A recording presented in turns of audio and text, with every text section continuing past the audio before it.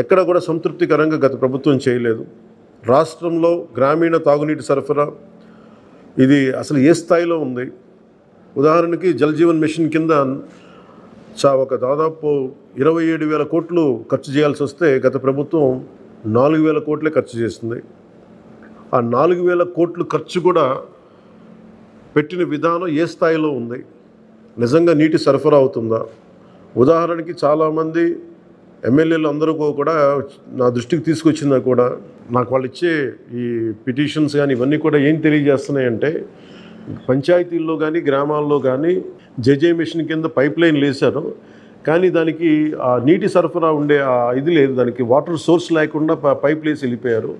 అంటే దీని వెనక ఏమనిపించిందో, నిజంగా ఏదైనా వీళ్ళు డబ్బులు చేసుకోవడానికి పైప్ లైన్లు వేసి వదిలేశారన్నది ఆలోచన వచ్చి దాని మీద ఏం ఆదేశించాం పంచాయతీరాజ్ శాఖ ఉన్నతాధికారులందరినీ ఏంటంటే, అసలు రాష్ట్రంలో గ్రామీణ తాగునీటి సరఫరా పరిస్థితి ఎలా ఉంది, ఎన్ని గ్రామాలకి పైప్ లైన్స్ బాగున్నాయి, నీటి సరఫరా స్థాయి ఎలా ఉంది, రోజుకి ఎన్నిసార్లు ఎన్ని లీటర్లు నీళ్ళు వస్తున్నాయి, అలాగే ప్రస్తుత పరిస్థితి తెలుసుకోవడానికి దాదాపు ఒక 12 అంశాల మీద మేము సర్వే చేయమని ఆదేశించాం. దీన్ని పల్స్ సర్వేగా మీ దృష్టికి తీసుకొస్తున్నాం. ఇది పల్స్ సర్వే చేపడుతున్నాం. దీంట్లో వచ్చిన డేటా ఆధారంగా జల్ జీవన్ మిషన్ని కూటమి ప్రభుత్వ ఆధ్వర్యంలో అత్యంత పకడ్బందీగా ప్రణాళిక రచన చేయడానికి ఈ సర్వే నిర్వహిస్తున్నాం. ఒకసారి ఈ డేటా పాయింట్స్ అన్నీ రాగానే ఏ పంచాయతీల్లో నీళ్ళు వస్తున్నాయి, ఏ పంచాయతీల్లో పైప్ లైన్లు డ్యామేజ్ అయినాయి, అసలు గత ప్రభుత్వం చేసిన 4,000 కోట్ల రూపాయల ఖర్చు నిజంగా ఆ ఉద్దేశింపు పనులకి జరిగిందా లేదా, వీటన్నిటిని కూడా ఈ పల్స్ సర్వేలు మనకి తెలిసి వస్తాయి.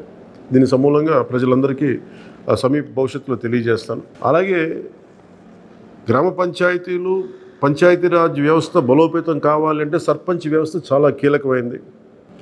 గత ప్రభుత్వం పంచాయతీ ఎన్నికలు సరిగ్గా నిర్వహించలేకపోవడం వల్ల మనకు నిధులు రాలేకపోయినాయి.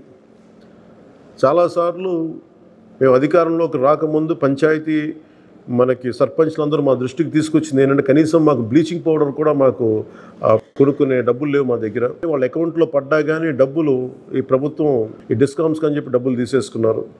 సో పంచాయతీల నిర్వహణకి ఎన్నికలు జరిగినాయి, కానీ పంచాయతీల నిర్వహణకి సంబంధించి ఏ విధంగా వారికి సరైన ఆర్థిక పరిపుష్టి జరగలేదు.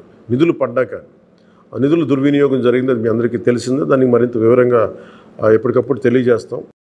సో ముఖ్యంగా పంచాయతీరాజ్ వ్యవస్థని, సర్పంచ్ వ్యవస్థని బలోపేతం చేయాలన్నదే మా కూటమి ప్రభుత్వం తాలూకు ఆశయం, ఆకాంక్ష. దాంట్లో భాగంగా ఇప్పటిదాకా గత 30 సంవత్సరాలుగా, గత 1990 నుంచి ఇప్పటిదాకా ఎప్పుడు మన 15 ఆగస్టు పండుగ జరపడానికి ఇప్పటిదాకా నిధులు ఎప్పుడు సమకూర్చలేదు. చాలా నామకే వాస్తే నామమాత్రంగా ప్రతి పంచాయతీకి, చిన్న పెద్ద పంచాయతీలకి 100 రూపాయలు, చిన్న పంచాయతీలకి, పెద్ద పంచాయతీలకి 250 రూపాయలు చొప్పున ఇచ్చేవారు. ఒకవైపు ఏమో గాంధీ గారి కలల కన్నా పల్లెలు పట్టుకొమ్మలు అంటూ ఉంటాం, గ్రామీణ స్వరాజ్యం అని మాట్లాడతాం, కానీ ఎన్నికల్లో నిలబడ్డ పంచాయతీ సర్పంచ్కి మటుకు జెండా పండుగ నిర్వహించాలంటే వాళ్ళకి ఇచ్చే డబ్బులు 100 రూపాయలు, 250 రూపాయలు. ఈ రివ్యూ మీటింగ్స్లో మాకు తేలింది ఏంటంటే, 100 రూపాయలకి 250 రూపాయలకి 13,326 పంచాయతీల్లో ఏం చేయగలరు? మేము ఒకటే ఆదేశించాను, రాగానే చాలా ఘనంగా జరుపుకోవాలి.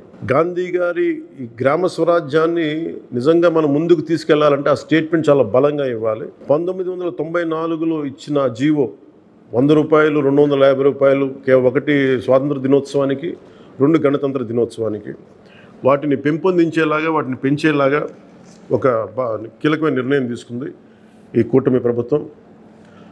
ప్రతి ఒక్క పంచాయతీలో సర్పంచులు తలెత్తుకొని సగౌరవంగా జెండా వందనం చేసేలాగా రాష్ట్రంలోని ఎన్డీఏ ప్రభుత్వం నిర్ణయం తీసుకుంది.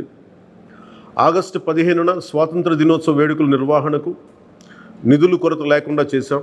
చిన్న పంచాయతీలకి 10,000 రూపాయలు, మేజర్ పంచాయతీలకి 25,000 రూపాయల చొప్పున నిధులు సమకూరుస్తున్నాం. దానికోసమని జీవోను కూడా రిలీజ్ చేశాం. దీనిని పంచాయతీ సర్పంచులు దీన్ని పూర్తిగా సద్వినియోగం చేసుకోమని నేను విన్నవించుకుంటా ఉన్నాను.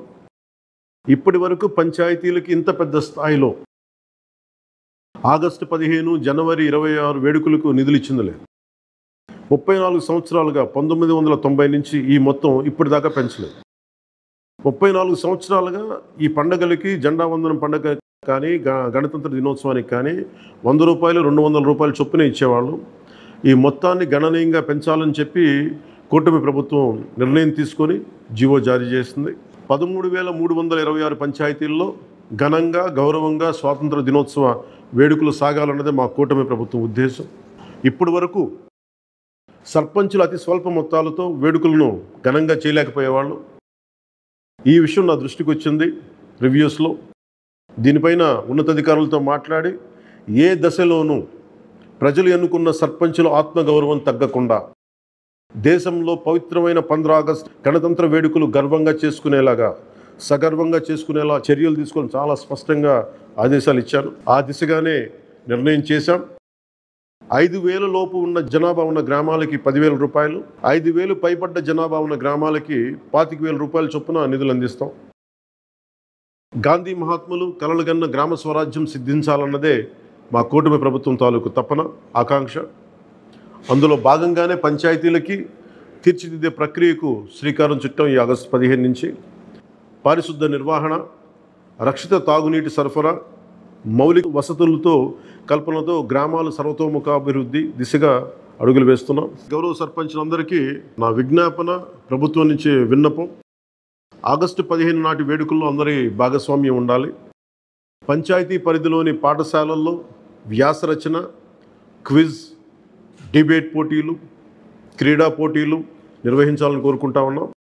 ఉపాధ్యాయులు భాగస్వామ్యంతో వీటిని నిర్వహించాలని కూడా ఆదేశాలు ఇచ్చాం. గ్రామంలో స్వాతంత్ర సమరయోధులు, రక్షణ రంగంలో పనిచేసిన వారు, ముఖ్యంగా పారిశుద్ధ్య కార్మికులకు సత్కారాలు చేయాలి. గౌరవ ప్రధానమంత్రి గారు ఇప్పుడు కూడా పారిశుద్ధ్య కార్మికులకి ఏ స్థాయిలో గౌరవించారో అందరికీ తెలిసిందే. రాష్ట్ర ఎన్డీఏ ప్రభుత్వం కూడా ఆ దిశలోనే గౌరవ ముఖ్యమంత్రి శ్రీ నారా చంద్రబాబు గారి ఆధ్వర్యంలో పారిశుద్ధ్య కార్మికులకు అదే గౌరవం ఇవ్వడం జరుగుతుంది. సో ఈ విధంగా మేమందరం బలంగా చాలా కీలకంగా పనిచేస్తూ ముందుకెళ్తున్నాం. దీని అందరికీ ప్రజలందరూ ఆశీస్సులు కావాలి. సర్పంచ్ వ్యవస్థని, పంచాయతీరాజ్ వ్యవస్థని బలోపేతం చేసే విధంగా ఈ ప్రభుత్వం ఉంటుందని మీ అందరికీ తెలియజేసుకుంటూ ఒకే ఒక విన్నపం, ఇది పర్యావరణానికి పరిమితులకు లోబడి పర్యావరణ పరిరక్షించేలా ఈ పండుగ ఉండాలి. ప్లాస్టిక్ వాడటం కంటే కూడా జెండాలకి ఆల్టర్నేట్గా ముఖ్యంగా మన చేనేత జెండాలు ఏదైనా వాడండి. అలాగే ఇప్పుడు నేను పెట్టుకుంది కూడా పర్యావరణానికి హాని కలిగించింది. ఇది దీంట్లో సీడ్ ఉంటుంది, దీంట్లో ప్లాంట్ అని చెప్పి ఒక సంస్థ ఏదో ఉంది, వాళ్ళు ఇచ్చింది. మేము ఈ స్థాయిలో మీకు దొరికినంత దాంట్లో పర్యావరణాన్ని పరిరక్షించేలాగా ప్లాస్టిక్ మన జెండా పండుగ అని చెప్పి ప్లాస్టిక్ అంతా రోడ్ల మీద పడేస్తాం. అలా కాకుండా చాలా బాధ్యత తొందరగా జరుపుకోవాలి అని తెలియజేసుకుంటూ సెలవు తీసుకున్నాను. జై హింద్.